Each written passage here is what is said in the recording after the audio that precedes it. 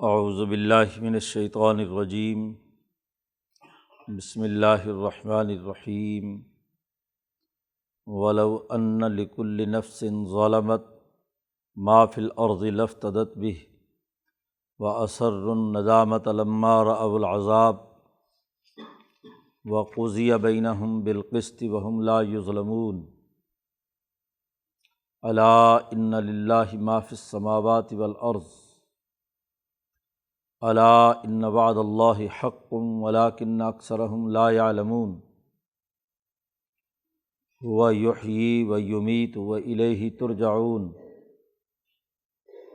یا ایھا الناس قد جاءتکم موعظۃ من ربکم وشفاء لما فی الصدور وہدی ورحمۃ للمؤمنین۔ قل بفضل اللہ وبرحمتہ فبذلک فلیفرحوا ھو خیر مما یجمعون۔ قل ارأیتم ما انزل اللہ لکم من رزق فجعلتم منہ حراما وحلالا قل اللہ اذن لکم ام علی اللہ تفترون۔ وما ظن الذین یفترون علی اللہ الکذب یوم القیامہ ان اللہ لذو فضل علی الناس ولکن اکثرهم لا یشکرون۔ صدق اللہ العظیم۔ یہ سورۃ یونس کا رکوع ہے، اور پیچھے اب تک دلائل سے یہ بات واضح کی گئی ہے کہ یہ حکمت والی کتاب اللہ ہی کی طرف سے نازل ہوئی ہے، کسی نے اسے اپنی طرف سے نہیں گھڑا، بلکہ یہ حکمت اور حقائق پر مشتمل کتاب ہے، اور جو جماعت اس کو نہیں مانے گی وہ سزا کی مستحق ہے، اور جو ماننے والے ہیں ان کے لیے انعامات۔ اب اس رکوع میں پیچھے ساری بنیاد بیان کرنے کے بعد اس کتاب کی 4 بنیادی خصوصیات بیان کی جا رہی ہیں کہ کل انسانیت کے نام 4 بنیادی پیغام ہیں اس کتاب مقدس قرآن حکیم کے۔ لیکن اس سے پہلے جو بات آخرت سے متعلق چل رہی تھی کہ وہاں ظالموں کو ہمیشہ ہمیشہ کا عذاب ملے گا، اس حوالے سے قرآن حکیم نے کہا وَلَوْ أَنَّ لِكُلِّ نَفْسٍ ظَلَمَتْ، جس انسان نے بھی اپنے اوپر ظلم کیا ہوا ہے، اگر اس کے پاس پورے روئے زمین کے تمام وسائل بھی ہوں اور وہ اللہ کو فدیہ دے کر، پیسے دے کر جان چھڑانا چاہے تو وہ جان نہیں چھڑا سکیں گے۔ پیچھے ذکر کیا تھا للذین ظلموا ذوقوا عذاب الخلد، ہمیشہ کا عذاب ظالموں سے کہا جائے گا کہ چکھو۔ تو اس ظلم کرنے والے لوگ اگر وہاں پورے کرۂ ارض کے جتنے بھی وسائل ہیں، ما فی الارض، زمین میں جتنے خزانے موجود ہیں، وہ رشوت دے کر یہ جان چھڑانا چاہیں گے یا فدیہ دے کر عذاب سے بچنے کی کوشش کریں گے تو ایسا نہیں ہوگا۔ ظالم ضرور عذاب چکھیں گے، اور حال یہ ہوگا کہ جب یہ ان پر عذاب آئے گا تو اثر الندامت، شرمندگی چھپاتے پھریں گے۔ اپنے جرائم جب سامنے ہیں اور جرائم کے مطابق سزا اور عذاب سامنے ہوگا تو پہلے مرحلے میں تو اپنے آپ کو چھپائیں گے۔ جیسے آدمی سے جو غلطی ہو جائے اور اسے شرمساری ہو تو وہ کھسیانی ہنسی ہنستا ہے اور شرمندگی چھپاتا ہے کہ لوگوں کو پتہ نہ چلے کہ میں غلط کام کرنے پر شرمندہ ہوں۔ تو سب سے پہلے تو ان کا رد عمل یہ ہوگا کہ اثر الندامت، کہ ندامت چھپائے ہوئے ہوں گے۔ لما راؤ العذاب، جب عذاب دیکھیں گے تو پہلے تو شرمندگی کی حالت ہوگی، لیکن بعد میں یہی لوگ، جیسا کہ دوسری جگہ پر آیا ہے کہ جب بالکل بات واضح ہو جائے گی، شرمندگی چھپا نہیں سکیں گے، تو پھر کہیں گے یا حسرتا علی ما فرطت فی جنب اللہ، بڑی حسرت اور افسوس ہے کہ میں نے اللہ کی جناب میں بڑی کوتاہی کی ہے، یا کہیں گے یا ویلتا، جی، تو اپنے لیے ویل اور ہلاکت کی بات کریں گے، یعنی نہ صرف وہاں شرمندگی عروج پر ہوگی بلکہ اس کے بعد اپنا جرم کا اعتراف بھی کریں گے اور اپنے اوپر خود افسوس کا اظہار بھی کریں گے۔ اثر الندامت لما رأوا العذاب، یہ پورے کرۂ ارض کے تمام وسائل بھی دے دیں تو ظالم لوگوں کی جان نہیں چھوٹے گی۔ بات دراصل یہ ہے کہ وقضی بینہم بالقسط، عدل و انصاف کے ساتھ ان کے درمیان فیصلہ ہوگا، وہم لا یظلمون، اور وہ معمولی سا بھی ان پر کوئی ظلم نہیں کیا جائے گا۔ جیسے اعمال ہوں گے، جتنے مقدار میں ہوں گے، جس حیثیت اور نوعیت کے ہوں گے، اسی کے مطابق ان کو سزا یا جزا ہوگی۔ جب جزا و سزا مکمل اللہ کے اختیار میں ہے، تو کہا جا رہا ہے الا، خبردار سن لو، ان للہ ما فی السماوات والارض، جو کچھ آسمانوں اور زمینوں میں ہے وہ صرف اور صرف اللہ کا ہے، اور جب اللہ کا ہے تو اللہ تعالیٰ اگر سزا دینا چاہے تو کوئی آدمی اس سے بچ نہیں سکتا، خواہ کتنے ہی فدیے دے، کتنے ہی اس کے لیے پیسے دینے کی کوشش کرے، اور اللہ تعالیٰ جس کو انعام دینا چاہے تو کوئی اس کی طاقت کو روک نہیں سکتا۔ اور اللہ نے یہ جو وعدہ کیا ہے کہ ظالم ضرور عذاب میں مبتلا ہوں گے اور ہمیشہ ہمیشہ عذاب چکھیں گے، یا مسلمان جو ہیں وہ ایمان لانے والے، سچائی سے اس کتاب پر عمل کرنے والے، ان کے لیے جنت ہوگی، تو یہ اللہ کا وعدہ بالکل برحق۔ الا ان وعد اللہ حق ولکن اکثرهم لا یعلمون، لیکن لوگوں کی اکثریت یہ علم نہیں رکھتی، جاہل ہے۔ اللہ کی جو طاقت اور قدرت اور کائنات پر اس کی جو گرفت ہے اس کو یہ جانتے نہیں ہیں۔ وہ یحیی و یمیت، وہی اللہ ہے جو زندہ کرتا ہے اور مارتا ہے، وإلیہ ترجعون، اور اسی کی طرف تم تمام کو لوٹ کر جانا ہے، پھر اسی کی طرف لوٹو گے تم تمام، اور تمہیں وہ یہ تمام جو وعدے اللہ نے کیے ہیں، جیسے جیسے جتنا جتنا عمل جس کسی کا ہوگا اس کے مطابق اس کو سزا یا جزا ہوگی۔ یہ تمام دلائل جن کا تعلق اللہ کی انعامات اعلیٰ اللہ سے تھا، ماضی کی تاریخ سے تھا کہ کیسے قومیں ہم نے تباہ و برباد کی ہیں، اور موت اور اس کے بعد سزا و جزا سے تھا۔ تذکیرات کے تینوں پہلو پیچھے بیان ہو چکے ہیں کہ ہر طرح سے ماضی، حال، مستقبل کے دلائل سے یہ بات سمجھا دی گئی کہ یہ اللہ کی کتاب ہے، اس سے نصیحت حاصل کرنا ضروری ہے، اور یہی وہ پیغام ہے جو ماضی میں بھی انبیاء کی ترقی کا باعث بنا اور ان کی جماعتوں کی کامیابی کا باعث بنا، حال میں بھی یہ کامیابی کا باعث ہے، اور مستقبل میں بھی اس کے نتائج اچھے آئیں گے۔ یہ پوری گفتگو کرنے کے بعد تمام انسانیت کو خطاب کیا ہے، یا ایھا الناس، اے لوگو، قد جاءتکم موعظۃ من ربکم، تمہارے پاس تمہارے رب کی طرف سے نصیحت آ گئی ہے۔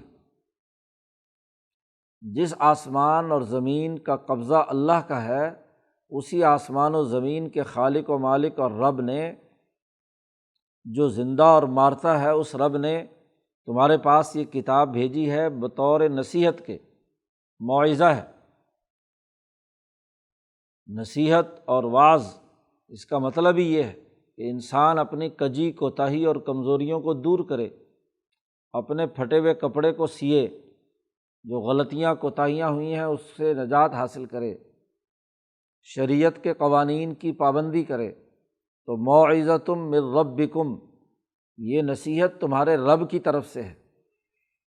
ایک نصیحت اور خیر خواہی اپنے کسی بڑے کی ہوتی ہے، باپ کی ہے، ماں کی ہے، کسی دادے پردادے کی نصیحت ہے، کسی بزرگ کی نصیحت ہے، لوگ اس کی نصیحت یا اس کے تجربے کے جو بتلائے ہوئے اصول ہوتے ہیں اس پر عمل کر کے کامیابی حاصل کرتے ہیں۔ اور یہ نصیحت تو تمہارے پروردگار کی طرف سے ہے، تمہارے رب کی طرف سے ہے، وہ رب جو تمہیں نقص سے نکال کر کمال تک پہنچاتا ہے، جو تمہاری تربیت کرنا چاہتا ہے، تمہیں مہذب بنانا چاہتا ہے، تو اس رب نے تمہاری تربیت اور ترقی کے لیے تمہیں یہ نصیحت کی ہے۔ موعظۃ من ربکم، اس قرآن کی پہلی خصوصیت یہ ہے کہ یہ موعظہ ہے، نصیحت ہے، اور نصیحت بھی اللہ تبارک و تعالیٰ کی ہے۔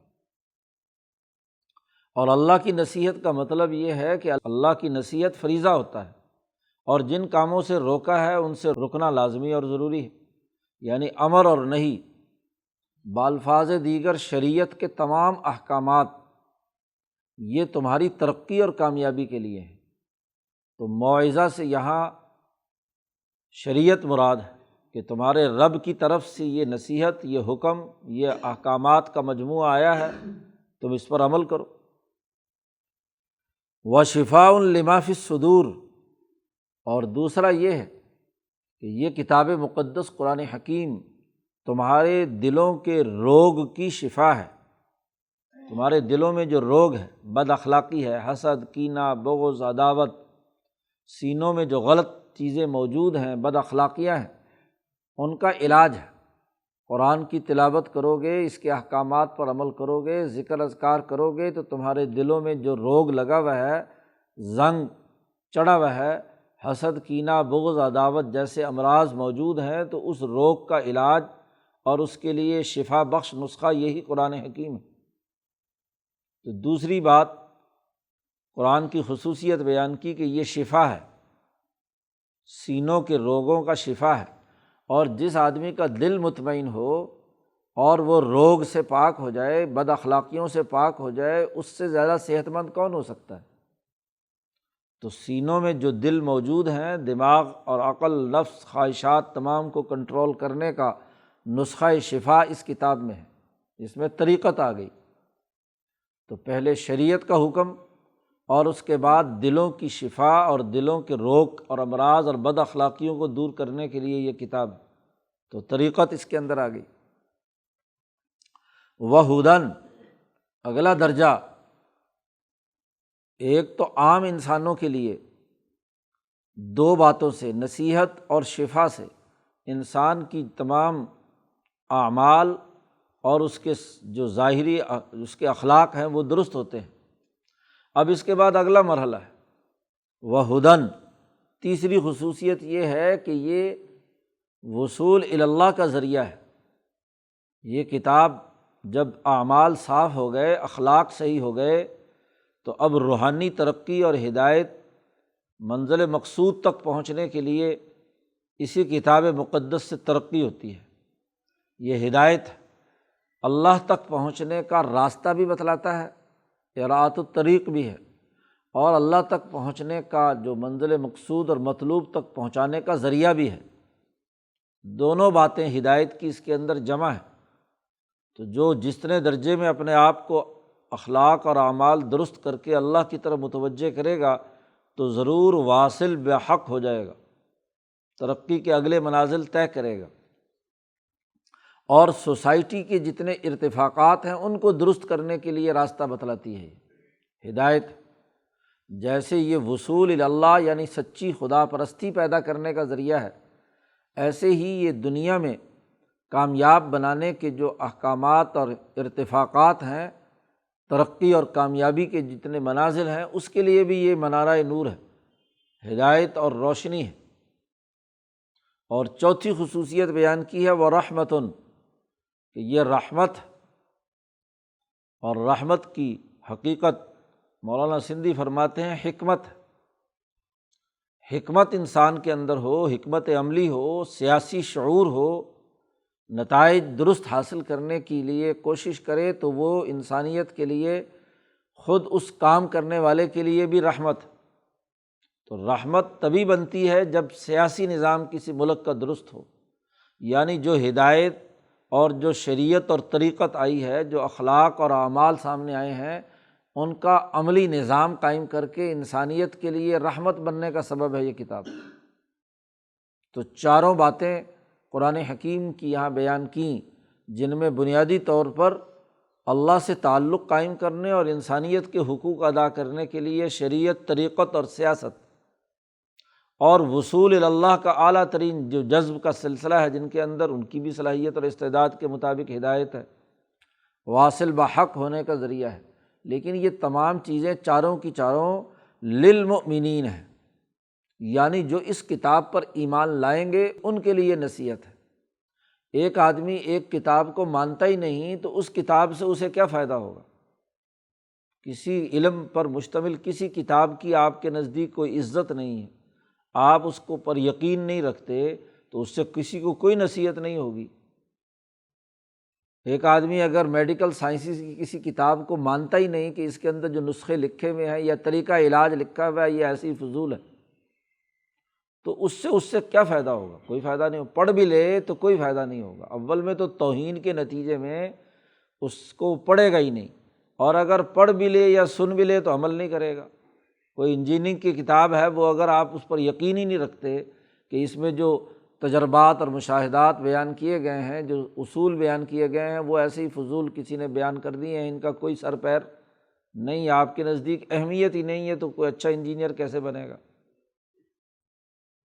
تو بات یہ ہے کہ جو آدمی جس کتاب پر ایمان رکھے گا اس کتاب کے جو عملی نتائج ہیں وہی ترقی کا باعث بنیں گے۔ تو جو مومنین ہیں، اس کتاب پر ایمان لانے والے ہیں، ان کے لیے یہ چار فائدے پیدا کرتی ہے: موعظہ ہے، شفا ہے، ہدایت ہے اور رحمت ہے۔ اور ان چاروں کے ملنے سے حکمت کا مجموعہ سامنے آتا ہے۔ تو شروع صورت میں دعویٰ کیا گیا تھا کہ آیات الکتاب الحکیم، حکمت والی کتاب کی یہ آیات ہے۔ تو یہ حکمت والی کتاب حکیم یا حکمت کیا ہے؟ تو حکمت کے چار بنیادی دائرے بیان کر دیے: موعظہ، شفا، ہدایت اور رحمت۔ آپ کہہ دیجئے قل بفضل اللہ وبرحمتہ، یہ اللہ کے فضل اور اللہ کی خاص مہربانی ہے کہ اس نے یہ کتاب تم پر نازل کی، اور اس کے چار اثرات اور نتائج تمہاری زندگی میں پیدا ہوتے ہیں۔ اور جب یہ اللہ کا فضل اور اس کی رحمت ہے تو فَبِذَٰلِکَ فَلْيَفْرَحُوا، تو اس پر تم خوش ہو۔ مسلمانوں سے کہا جا رہا ہے انسانوں تمہیں خوش ہونا چاہیے کہ تمہارے لیے ایک ایسی کتاب نازل ہوئی ہے جس میں یہ چار امور ہیں، حکمت کے مجموعے سے متعلق جتنے بھی پہلو ہیں وہ اس میں بیان ہیں، تو اس پر خوش ہو۔ ہوا خیر مما یجمعون، یہ کتاب اور یہ خوشی، یہ پیغام، یہ زیادہ بہتر ہے اس سے جو تم مال جمع کر رہے ہو، سرمایہ پرستی کے مرض میں مبتلا ہو، یا گناہ جمع کر رہے ہو، بد اخلاقیاں جمع کر رہے ہو، ظلم اور زیادتیاں کر رہے ہو، اس کے مقابلے میں یہ بات زیادہ بہتر ہے، اور اس پر خوش ہونا بھی زیادہ بہتر ہے۔ اس لیے کتاب مقدس قرآن حکیم جس کو آ گئی، جس کو سمجھ میں اس کے تمام باتیں آ گئیں، تو اس کو خوش ہونا چاہیے۔ فرحت اور خوشی، ایک تو وہ ہے جو اچھی ہے، عمدہ ہے، اور ایک فرحت اور خوشی وہ ہے جو بری ہے۔ قرآن نے یہاں فرحت اور خوشی، اس کا تعلق قرآن حکیم سے ہے، یہ فرحت اور خوشی اس کے کرنے کا حکم دیا گیا، خوشیاں مناؤ۔ اور دوسری طرف ایک خوشی وہ ہے جس کا تعلق قارون کی تذکرے میں کہا کہ لا تفرح، مال و دولت کی بنیاد پر تکبر اور غرور۔ وہ کہتا تھا کہ انما اوتیتہ علی علم عندی، خاص علم میں نے استعمال کیا ہے جس کے نتیجے میں یہ دولت میرے پاس جمع ہوئی ہے۔ تو دولت اور خواہشات اور مفاد حاصل کر کے خوش ہونا، یہ خوشی مذموم ہے، بری بات ہے، یہ خوشی کوئی خوشی نہیں ہے۔ اس خوشی کے لیے روکا گیا کہ لا تفرح ان اللہ لا یحب الفرحین، اللہ تعالیٰ ایسے خوش ہونے والوں کو پسند نہیں کرتا۔ تو لا یحب الفرحین میں جو فرح مال و دولت، سرمایہ پرستی، ظلم، تکبر اور غرور کی بنیاد پر ہو، اس کا ذکر ہے لا یحب الفرحین۔ اور یہاں فلیفرحوا حکم دیا گیا ہے کہ جو کتاب مقدس قرآن حکیم کی تعلیم کو سمجھ جائیں اور اس پر عمل کریں، ان کو تو خوش ہونا ہے۔ اسی لیے اس خوشی پر قرآن پاک کسی نے پڑھ لیا، یاد کر لیا، حفظ کر لیا، تو اس پر خوشی منائی جاتی رہی ہے پوری تاریخ میں۔ حضرات صحابہ کے بہت سے واقعات ہیں جن میں انہوں نے ایک صورت بھی یاد ہو گئی، اس کا مطلب بھی سمجھ گیا، تو اس پر کیا اونٹ ذبح کر دیا، خوشی ہے۔ کہ خوشی کا اظہار کیا جا رہا ہے۔ تو یہ اللہ کی کتاب کے ساتھ تعلق پر تو خوش ہونے کا حکم دیا گیا ہے، فَلْيَفْرَحُوا قُلْ أَرَأَيْتُم مَّا أَنزَلَ اللَّهُ لَكُم مِّن رِّزْقٍ، آپ ان سے کہہ دیجئے ذرا بھلا دیکھو تو صحیح کہ اللہ نے تمہارے لیے جو رزق اتارا، پھر تم اپنی طرف سے اسے حلال و حرام بناتے ہو، فَجَعَلْتُم مِّنْهُ حَرَامًا وَحَلَالًا۔ اللہ کی کتاب کا یہ کام ہے، اللہ کا کلام یہ کہے گا کہ یہ حلال ہے اور یہ حرام ہے۔ حلال و حرام کی پوری تفصیل پیچھے صورت مائدہ اور نساء میں بیان ہو چکی کہ کون کون سی چیزیں کھانا حرام ہے، کون کون سے امور حرام ہیں وغیرہ وغیرہ۔ تو حلال و حرام کرنے کا اختیار اللہ کا ہے، نہ یہ کہ تم نے یہ اختیار اپنی طرف سے سنبھال لیا کہ اللہ نے جو کچھ انسانیت کے فائدے کے لیے رزق اتارا تم اس میں سے کہتے ہو جی فلانا حرام ہے فلانا حلال ہے۔ فَجَعَلْتُم مِّنْهُ حَرَامًا وَحَلَالًا قُلْ، آپ ان سے کہہ دیجئے اللہ أَذِنَ لَكُمْ أَمْ عَلَى اللَّهِ تَفْتَرُونَ، کیا اللہ نے تمہیں اس بات کی اجازت دی ہے کہ تم از خود حلال و حرام کے فیصلے کرنے لگو، یا اللہ پر جھوٹ گھڑ رہے ہو تم؟ اندازہ لگانا چاہیے کہ کوئی حکومت کوئی فرمان شاہی جاری کرے اور اس میں حلال و حرام کے فیصلے کرے تو حکومت کا اختیار ہے نا۔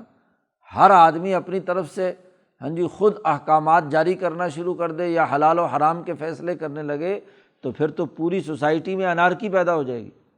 دنیا کی کوئی حکومت یہ برداشت نہیں کرتی کہ اس کے فیصلوں یا اس کے احکامات یا اس کے اختیارات کوئی بھی انسان، کوئی گروہ، کوئی جماعت اپنے طور پر استعمال کرنے لگ جائے۔ تو حکومت ہمیشہ اس کو سزا دیتی ہے جو حکومت کے دائرہ اختیار کے اندر دخل دیتا ہے۔ تو اللہ کا جو دائرہ اختیار ہے، اللہ نے رزق نازل کیا ہے تو اللہ کو ہی فیصلہ کرنے کا اختیار ہے کہ اس میں حلال کیا ہے اور حرام کیا ہے، اور یہ کتاب مقدس قرآن حکیم یہی حلال و حرام کے احکامات بیان کرتی ہے۔ جو کچھ تم بیان کر رہے ہو یہ تو گھڑی ہوئی بات لگتی ہے۔ وَمَا ظَنُّ الَّذِينَ يَفْتَرُونَ عَلَى اللَّهِ الْكَذِبَ يَوْمَ الْقِيَامَةِ، کیا خیال ہے ان جھوٹ باندھنے والوں کا جو اللہ پر قیامت کے دن ان کا حال ہوگا، اللہ پر جھوٹ بولیں گے تو وہاں ان کے قیامت کے بارے میں ان کا کیا خیال ہے کہ کیا نتیجہ نکلے گا؟ ظاہر ہے کہ جو جھوٹ بولنے والے ہوں گے، جنہوں نے اللہ پر جھوٹ گھڑا ہوگا، اپنی طرف سے حلال و حرام کے اختیارات حاصل کرنے کی کوشش کی ہوگی، وہ سزا میں ہوں گے۔ ان اللہ لذو فضل علی الناس، بے شک اللہ پاک انسانوں پر بہت ہی فضل اور مہربانی کرتا ہے۔ جیسے یہ کتاب مقدس قرآن حکیم نازل کر دی، وَلَٰكِنَّ أَكْثَرَهُمْ لَا يَشْكُرُونَ، لیکن ان انسانوں کی اکثریت اللہ کا شکر ادا نہیں کرتی، یہ ناشکری کرتی ہے۔ اللہ کا فضل، اللہ کا انعام، اللہ کا دیا ہوا رزق، اس کی دی ہوئی صحت، ان تمام جو اللہ نے دی ہے اس کے باوجود یہ شکریہ ادا نہیں کرتے۔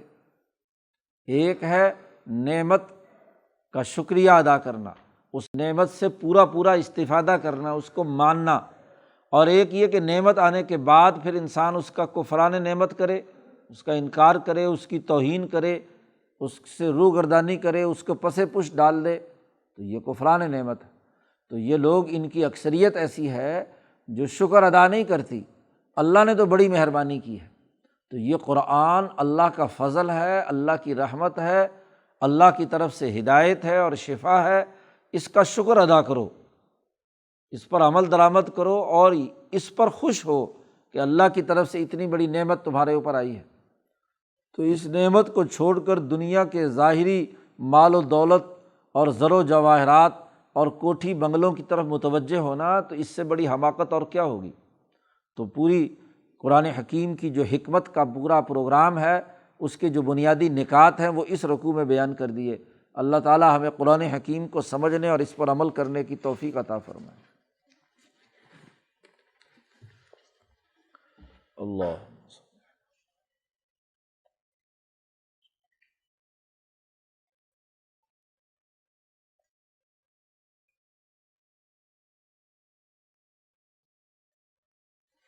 اجمعین۔